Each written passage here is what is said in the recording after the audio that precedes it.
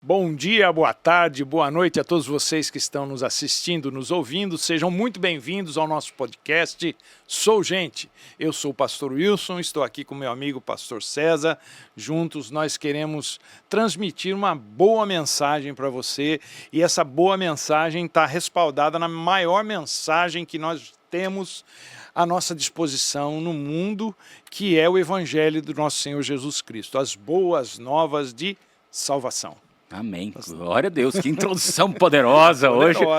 Poderosa. E aí, meus queridos, tudo na paz? Que bom que você mais uma vez está conosco neste nosso podcast. Quero te convidar sempre a fazer a sua inscrição, a estar fazendo seus comentários, a compartilhar. Nós temos crescido bastante. Eu quero agradecer porque tudo que a gente tem visto ali do engajamento, tanto dos comentários quanto do próprio aumento de pessoas visualizando, isso nos deixa muito felizes e empolgados para que a gente possa continuar fazendo este trabalho. Meus queridos, hoje nós já passamos o Natal, as luzes já brilharam, né? E agora nos preparamos para aquele momento, o momento em que da transição. Que tudo acontece e que nada acontece ao mesmo tempo, né? É tudo e ao mesmo tempo nada. Vamos falar um pouquinho, pastor, diante de tudo que viveu, né? Vivemos o ano de 2024, de desafios, de problemas, de circunstâncias, de vitórias também, né? De coisas muito boas. E eu tenho certeza que é o momento da gente renovar a nossa expectativa, as nossas esperanças para o ano seguinte. Então, hoje, para o nosso bate-papo, eu queria começar perguntando para o pastor como é que a gente, como cristão, podemos planejar, buscar e solidificar o nosso ano de 2025? Eu penso assim, a gente devia se questionar, perguntar o que é que tem de novo no ano novo. Porque para a grande maioria das pessoas não vai ter nada de novo. Não vai ter nenhuma novidade, apenas a monótona rotina de sempre. Eu penso que a grande sacada na vida não é a gente querer ou ter expectativa com um monte de novidades. Na verdade, a melhor coisa é saber aproveitar cada momento da rotina como se esse momento fosse uma novidade. O lance todo tem a ver com perspectiva, com essa maneira como a gente olha para a vida que tem. Esses dias num dos sermões que eu preguei, eu usei uma frase que dizia o seguinte: não desperdice o tempo que você tem fazendo o que você tem que fazer sem gostar do que está fazendo. Porque eu acho que a maioria das pessoas vive nesse contexto. Você escuta muita reclamação, eu não estou contente, isso não é o que eu queria, não foi o que eu sonhei. Nunca as pessoas estão satisfeitas, não é? Com o que têm, com o que alcançam. Há dentro de nós assim uma coisa louca por algo diferente, não é? Mas a palavra de Deus nos ensina algo sobre Deus que eu penso que nós deveríamos copiar para as nossas vidas. Porque a gente vê nas Escrituras que Deus transforma as nossas dificuldades em oportunidades. Deus transforma as maldições que vêm sobre nós, ou que estão sobre nós, ou que a gente entende como sendo maldições, em bênçãos. E lá em Deuteronômio ele fala para a gente que a gente tem uma escolha a fazer entre morte e vida. Então penso que nós deveríamos seguir essa linha. Não só nessa época do ano, mas todos os dias das nossas vidas. Perdão. Porque mudança de calendário não indica mudança de vida. né? Nem de circunstância, nem de nada. Mudança de calendário tem aquele impacto psicológico na gente, né? Que nos dá aquela sensação fantasiosa de que tudo vai ser diferente do que foi até agora, só porque a folhinha do calendário mudou. Isso é muito parecido com a fábula da Cinderela, né? Cuja fantasia dura só até a meia-noite. Então, quer dizer, até o dia 1º, à meia-noite... 31. Até não, o não.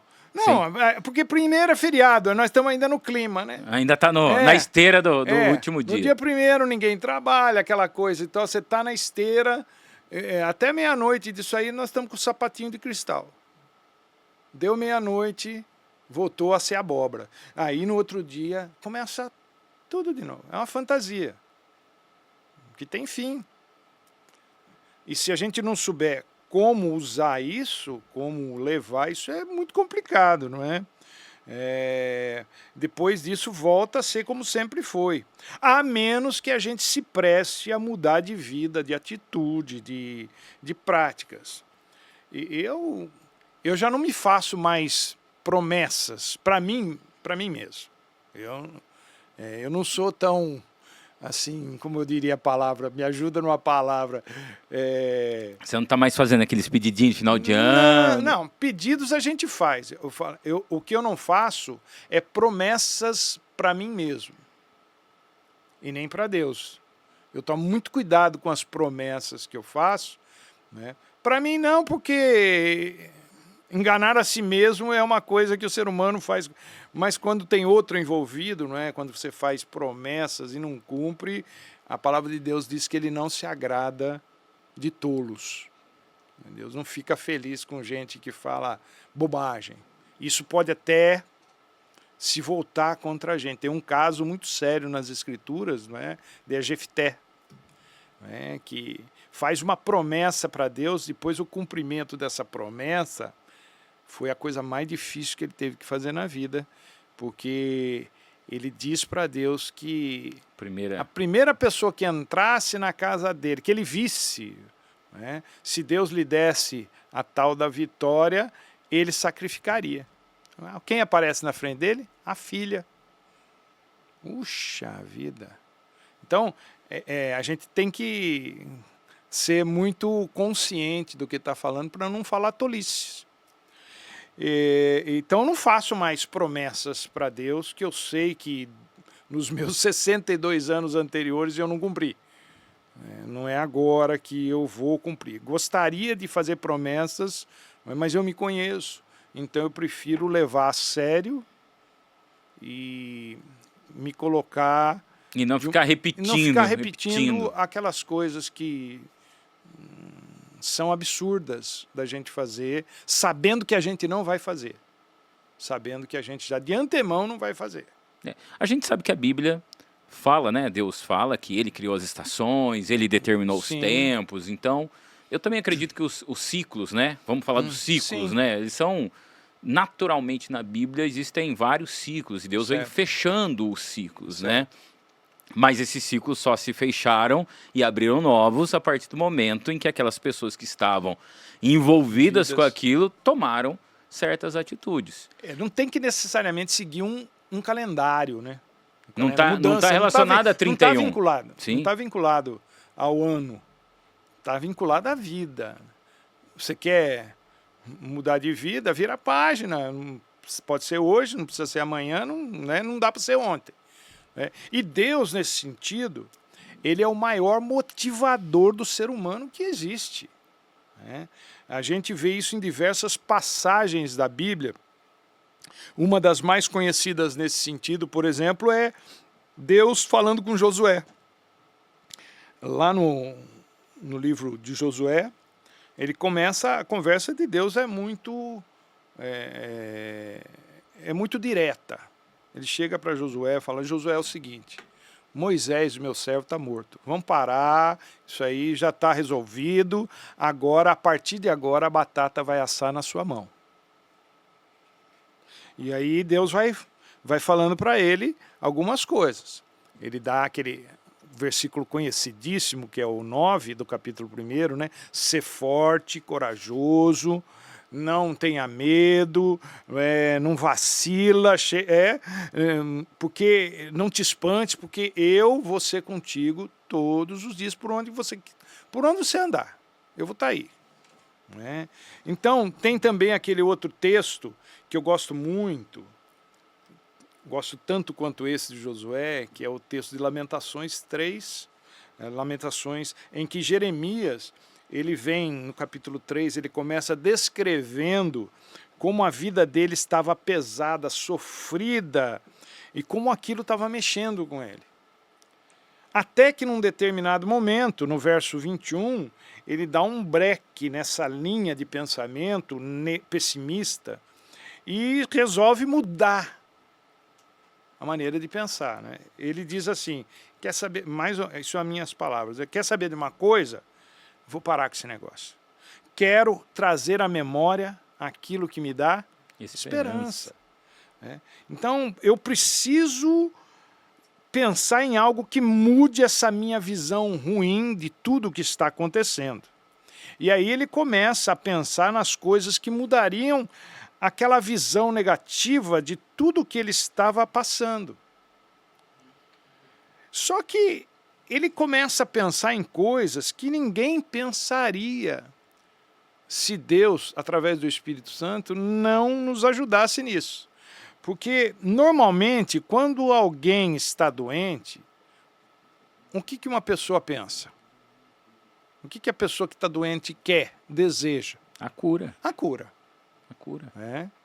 Quando uma pessoa está mal das pernas financeiramente falando, o que ela espera que aconteça? Prosperidade. Prosperidade, que o quadro se reverta, que caia dinheiro do céu, aquela coisa toda. Normalmente o ser humano tem essa linha de pensamento. O que mudaria a minha vida agora? O que mudaria a minha vida?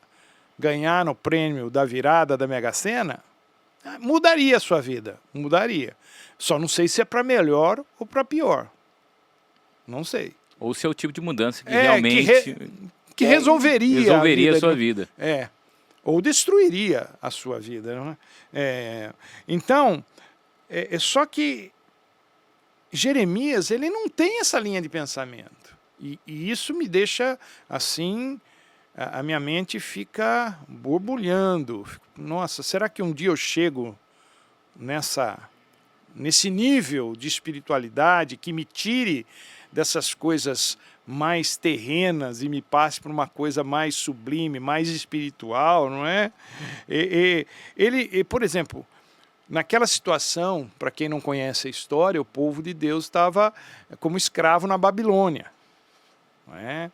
O país estava destruído, metade do povo estava na Babilônia, uma parte tinha ficado lá em Israel, estava tudo destruído.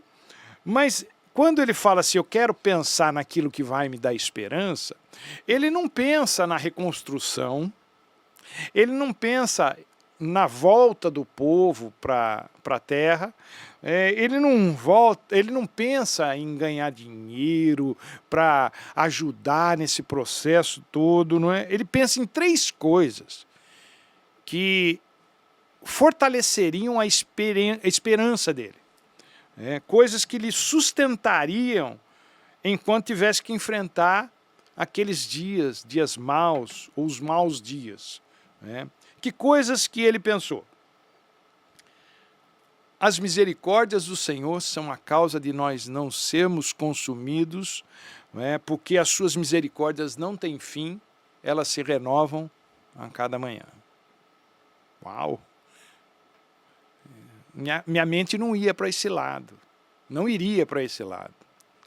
A dele foi, porque entendo que Deus revelou isso para ele, inspirou o coração de Jeremias a pensar nisso aí. Realmente é assim, as misericórdias do Senhor são a causa de nós estarmos aqui, inclusive conversando com vocês agora, e vocês de estarem nos assistindo ou nos ouvindo, porque elas se renovam todos os dias, a cada manhã. Acordou? Só acordou porque as misericórdias do Senhor se renovaram nas nossas vidas. É um dia a mais de oportunidade que Deus nos dá. Então, o ano que vem, o dia de amanhã, é o dia da oportunidade. É o dia que Deus deu para você redescobrir a vida. Porque o nosso Deus não é Deus de mortos, é Deus dos vivos. Deus ama a vida. Não pense vocês que Deus sente prazer na morte das pessoas. Deus não nos criou para morrer. Então a misericórdia dele se renova toda manhã. Essa foi a primeira coisa que veio à mente de Jeremias com relação a mudar de perspectiva para aquilo que estava vivendo. E eu creio que todos nós temos que pensar nisso. As misericórdias do Senhor se renovaram. Então estou tendo oportunidade hoje. É a oportunidade que eu tenho de mudar. De fazer diferente. Porque essa é a regra, não é? E todo mundo conhece essa lei aí que foi, não sei de onde, uma das origens que eu já ouvi é que Einstein falou que você nunca pode pensar em ter uma vida diferente se todo dia você faz a mesma coisa. Mais ou menos essa é a ideia, mas eu não sei de quem que é o conceito. Mas é uma grande verdade. A gente vive sonhando com uma vida diferente, mas não faz nada. A gente fica esperando que Deus faça alguma coisa, e Deus também fica esperando que você faça alguma coisa para Ele dar o aval, não é? Para Ele abençoar, para Ele fazer, ó, é isso, então vamos lá. Mas a pessoa fica lá, só esperando, deitado em berço esplêndido, ao som do mar e à luz do céu profundo. Agora, fulguras não acontece. Não. E esse é o problema do Brasil, até no hino, né? Até no hino o povo tá dormindo, né? Não, o pessoal nem sabe cantar a letra do hino. E nem o que significa. Mas, então, Deus, é isso que ele falou para Josué. A batata vai assar na sua mão. Você vai lá, você vai fazer. Porque substituir Moisés, uau, era uma coisa assim, quase que impossível. E eu gosto desse conceito que o pastor está falando, que é o conceito que a autorresponsabilização e deixar de culpabilizar os outros faz uma diferença. A vitimização não leva ninguém a lugar algum. Mas é por isso que não tem ano novo na vida das pessoas, se elas não entendem o que Jeremias disse.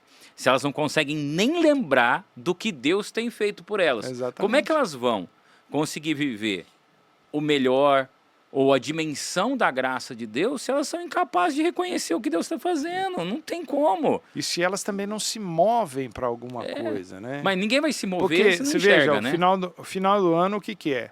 É um amontoado de festas. Então todo mundo ri, todo mundo come, todo mundo bebe, alguns viajam, aquela coisa, é aquele frisson. Mas é momentâneo. Acabou a festa, a vida volta a ser o que era. Se você não fizer nada para isso mudar... É só um vento, né? É só um vento. É só um vento que passou. Bagunçou as folhas e continua na mesma. É que nem evento, né? Que eu me lembro de uma frase do pastor Aguiar. Ele falava, evento é vento. Porque acabou aquilo ali. Acabou. Então a gente não pode viver de eventos. Eles existem, eles precisam existir na vida da gente, mas você não pode viver disso. Porque eles acontecem esporadicamente na vida. Agora, a sua vida é todo dia. Então, misericórdias do Senhor são a causa de nós estarmos aqui. E essas misericórdias são oportunidades. Uma outra coisa que Jeremias pensa que vai assim, dar suporte para essa esperança dele é que Deus é fiel. Por que ele fala que Deus é fiel? Porque Deus faz promessas na sua palavra, tanto especificamente para Israel, e como algumas promessas que são extensivas a todos, que nele creem, né, e que buscam isso aí. Então, Jeremias, ele sabia que Deus era fiel.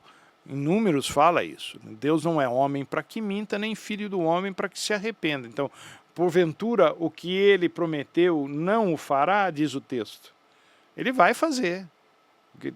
Às vezes demora. Porque a gente acha que as coisas são simples.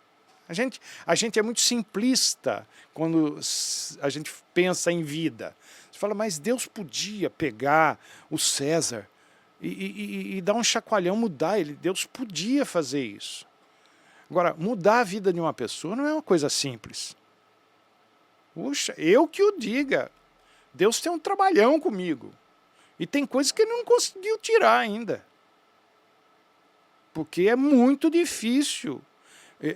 Porque ele resolveu, Deus resolveu, lá na eternidade, não sei porquê, ele resolveu não trabalhar conosco na base da programação. Assim, você não é um robô que eu controlo e falo, faça isso, faça aquilo. Eu entendo assim, que há coisas que Deus escreve e diz, vai ser assim, não tem conversa, e há coisas que Deus nos permite decidir. Algumas coisas Deus nos permite decidir. Então, nessas coisas que tem a ver conosco, Deus não faz um trabalho, não é, para te hipnotizar e fazer você concordar com ele, fazer como se você estivesse debaixo de um encantamento. Não é você. Não é você. Deus não faz isso. Então, Deus é fiel porque ele promete coisas que ele cumpre. Demora um tempo, porque Deus fazer as coisas implica em mexer com pessoas. E pessoas não são fáceis. E Deus tem todo um trabalho. É como diz aquela máxima que eu aprendi com o Dr. Russell Shedd, eu acho que eu já até citei aqui num dos nossos encontros. Eu gosto muito dela.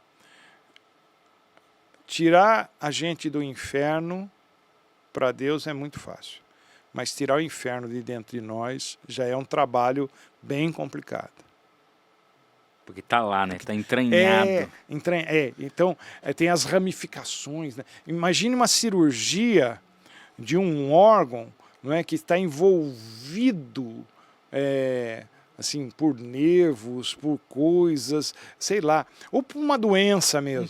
Um câncer, por exemplo. Como é que você vai tirar aquele câncer sem danificar e às vezes, o órgão, o cérebro? Às vezes você tira o câncer e um pedacinho imperceptível. Não precisa ser muita coisa. Exato. Isso aí floresce de novo. Porque erva daninha, ela cresce muito mais rápido que a flor. Em muito maior quantidade.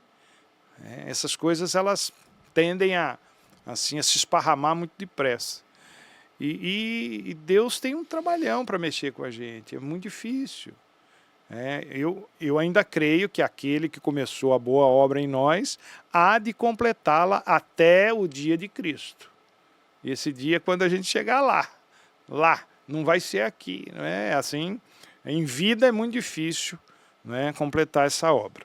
Mas ele fala então que Deus é fiel, e uma terceira coisa que Jeremias fala, que coloca a perspectiva da esperança em outro nível para ele, é que Deus é bom.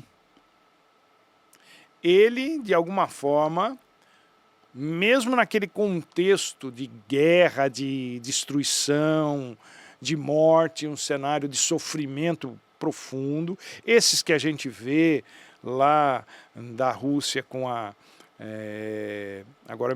com a Ucrânia, exatamente, aqueles cenários de guerra, ou outros que a gente viu anteriormente, aqueles lugares da África que vivem em guerra civil, aquela coisa, aquele contexto de morte, eles estavam vivendo algo parecido, não é? Porque os babilônios eram muito cruéis, e ele, mesmo nesse contexto, ele diz uma coisa, Deus é bom. É difícil a gente aceitar que Deus é bom quando as coisas ao nosso redor estão dizendo ao contrário. Porque se Deus fosse bom, isso não aconteceria comigo. Se Deus fosse bom, né, essa desgraça não tinha entrado na nossa casa. Tudo isso passa pela cabeça do ser humano. Mas desconsidera outras coisas. Por exemplo, nós passamos, por exemplo, pelo Covid, pela pandemia.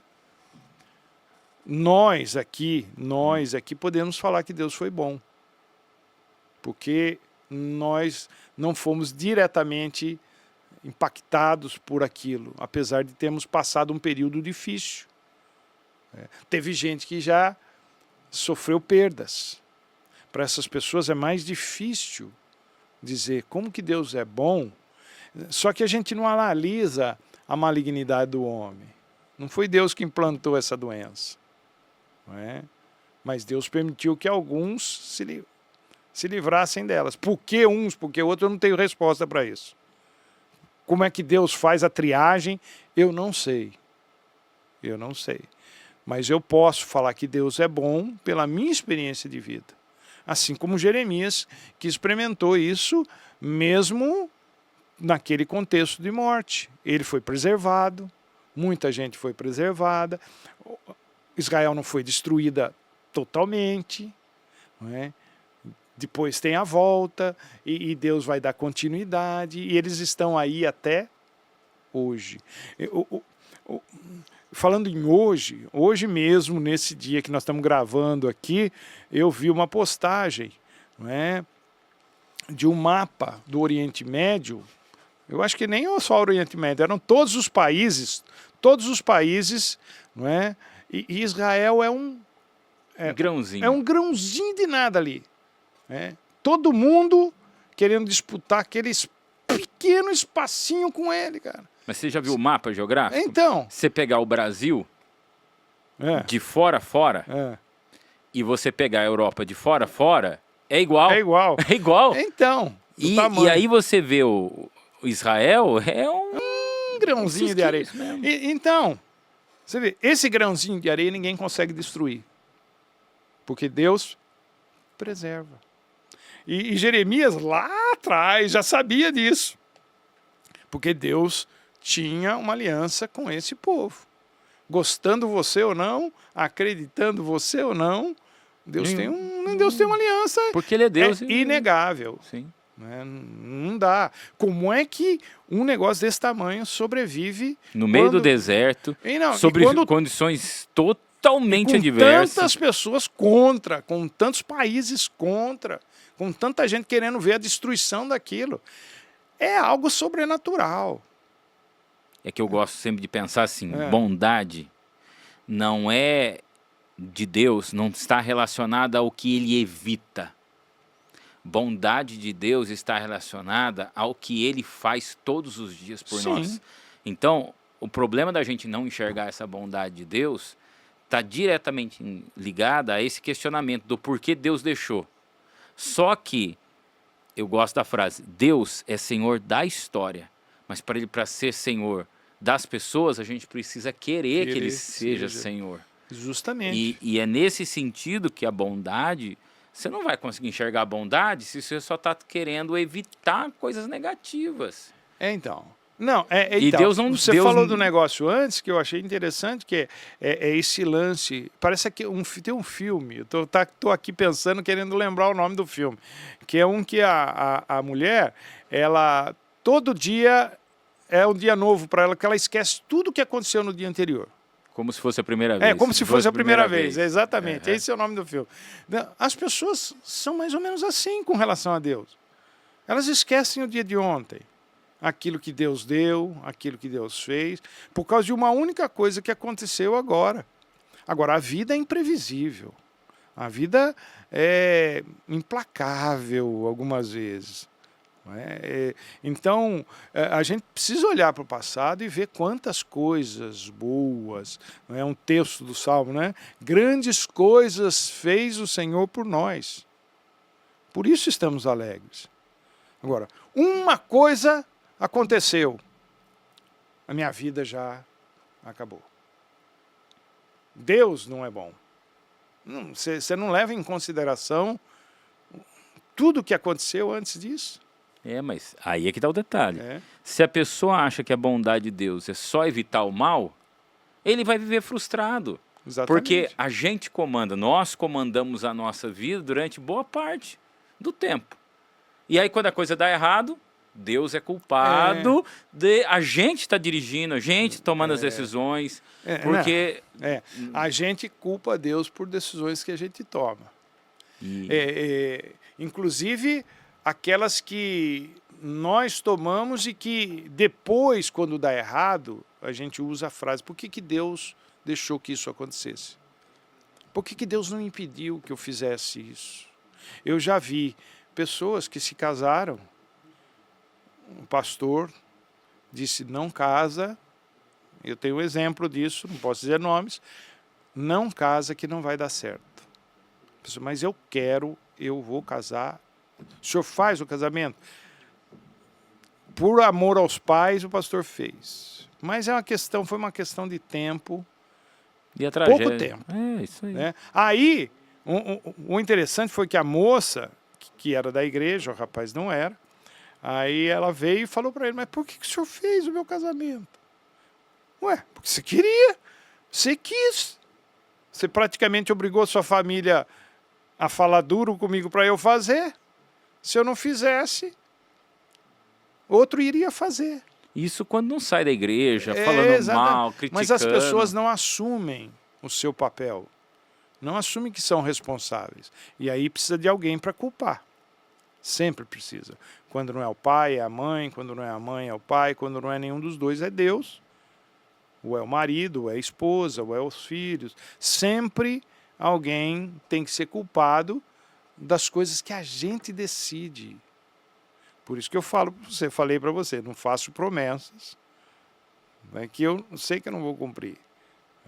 Só falo que eu vou fazer quando eu vou fazer. Alguém pede oração. O senhor ora por mim, pastor? Vou orar já. Porque depois eu posso esquecer, como normalmente acontece. Vamos orar já então, vamos fazer. Ou nos meus momentos, nem sempre eu lembro, é tanta gente pedindo. Se eu não anotar, e geralmente... E o problema é que a gente anota, põe no bolso e... o papelzinho, esquece lá. Vira máquina de lavar, né? Vira máquina de lavar. Então, e no celular também, você não anota, e se anota, depois perde. Então, as coisas que eu tenho que fazer, eu faço agora, para não ter esse lance de esquecer, deixar para lá. E Jeremias, então, ele é um profeta revolucionário nesse sentido. Ele lança um novo olhar, uma nova perspectiva sobre a vida. E é o que a gente pode fazer com relação ao ano que está terminando para entrarmos no ano que está para se iniciar, pastor César. Essa disposição de crer em Deus, de confiar em Deus, de adorar a Deus, aconteça o que acontecer, é que fará com que o próximo ano seja diferente, seja melhor do que o ano que está acabando. Uma das maiores mensagens do Evangelho, na minha opinião, se encontra em João, no Evangelho de João, capítulo 1, verso 5. Lá está escrito o seguinte, a luz resplandece nas trevas e as trevas não prevaleceram contra ela. Ali o texto todo voltado para Jesus, João está falando, no princípio era o verbo estava com Deus e o verbo era Deus, e sem ele nada do que foi feito se fez, etc, etc. Isso significa que as trevas nunca venceram e nunca vencerão.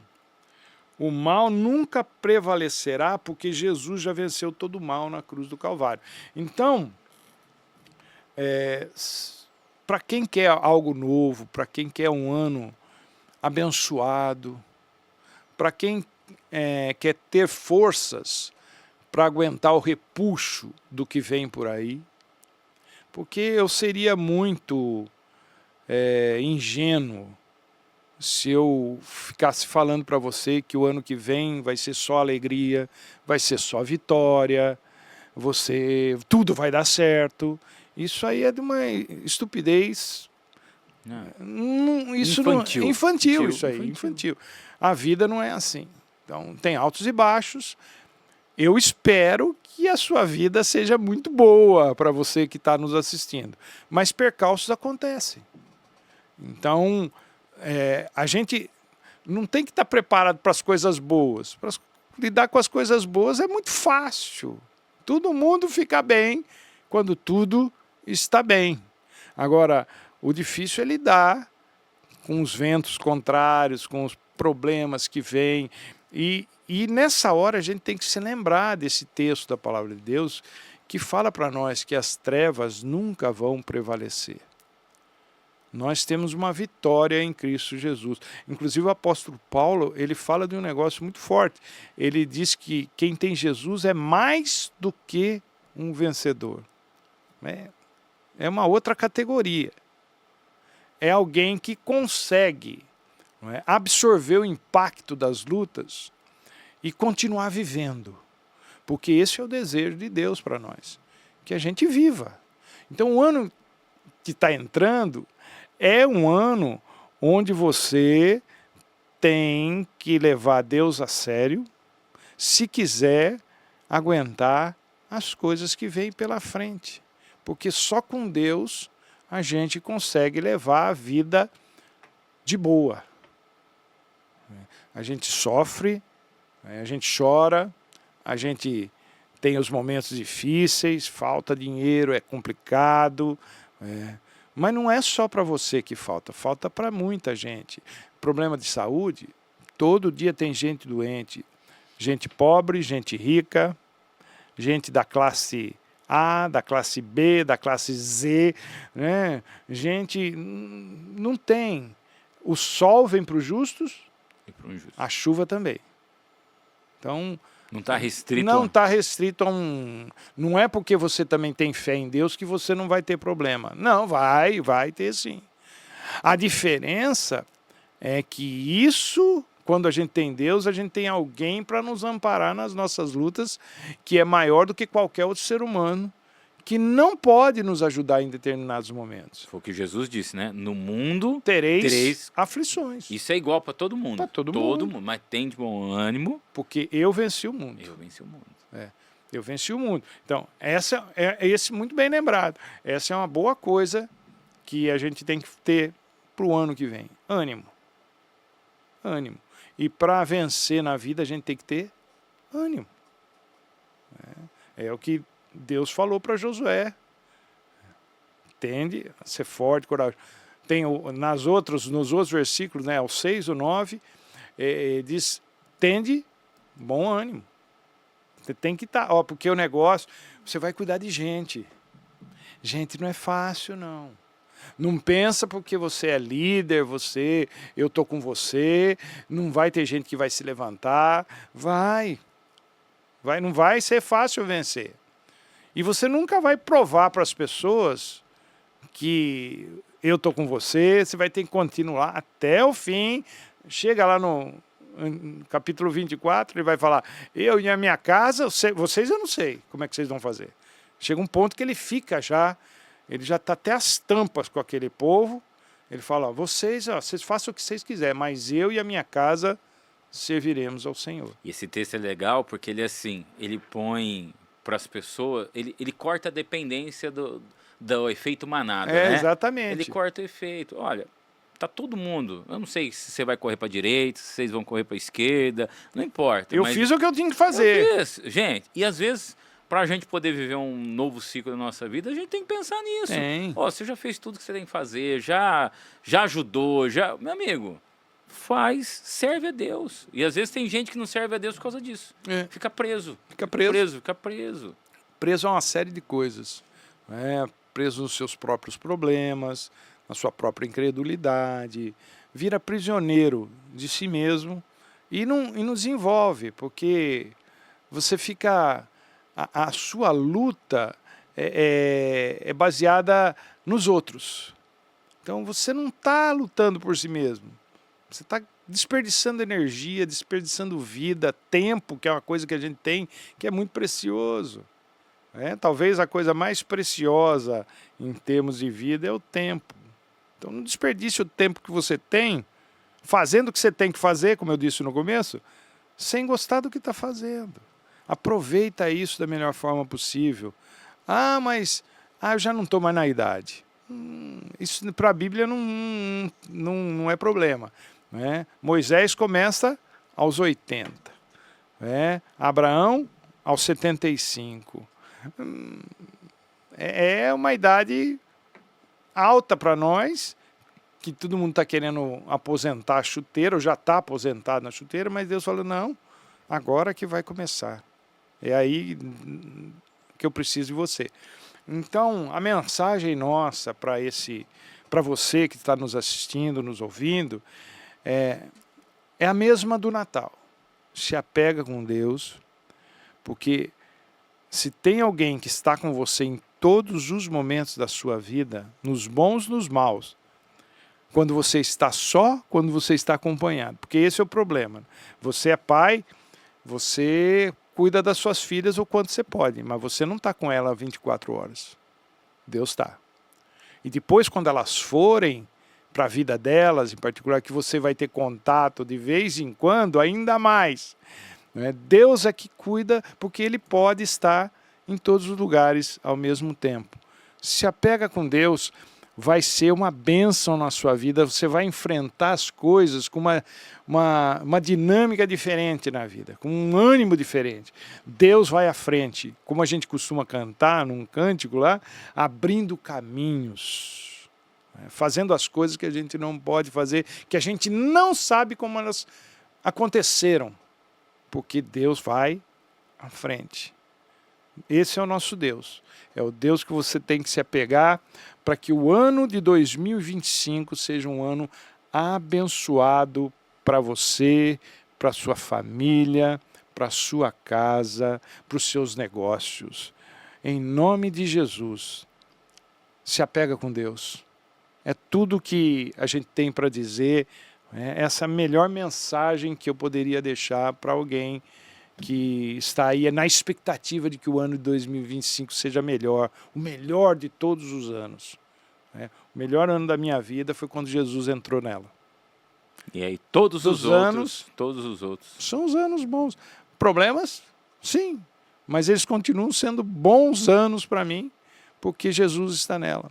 Eu tenho vida em abundância.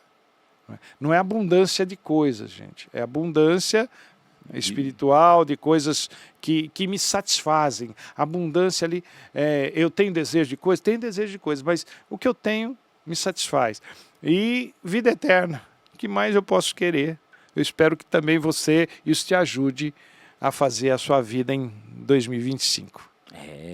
2025. E está aí, ó. Está aí batendo na porta. E a gente quer que ele realmente venha e que a gente faça a diferença. Amém. Meus queridos, não esquece de colocar lá o sininho para você participar sempre conosco, receber todas as nossas atualizações, e eu tenho certeza que 2025 pode ser realmente, como o pastor disse, o melhor ano da sua vida, desde que Jesus esteja nele. Exatamente. Então, meu querido, nós fazemos o convite para você, o pastor Wilson vai fazer o convite. Exatamente. Se você puder, quando puder, esteja conosco aos domingos, às 8 da manhã e às 18 horas. Todos os domingos nós estamos lá, trazendo uma palavra de Deus para a sua vida. Eu digo de Deus porque nós nos baseamos na palavra de Deus. Então, você que não está congregando em lugar nenhum, você que não tem uma igreja que lhe dê suporte, sinta-se convidado e abraçado por nós para estar conosco ali na Comunidade Esperança, Avenida 13, entre as ruas 7 e 8, aqui no bairro Saúde, pertinho da praça aqui, 2 quadras. Venha, esteja conosco, domingo às 8 da manhã, às 18 horas, quartas-feiras, às 19h30. Você será muito bem-vindo. Deus te abençoe e feliz ano novo. Feliz ano novo, pastor. Feliz ano novo, pastor. Para nós, e que seja um ano aí de muitas conquistas e vitórias, em nome de Jesus. Forte abraço para você.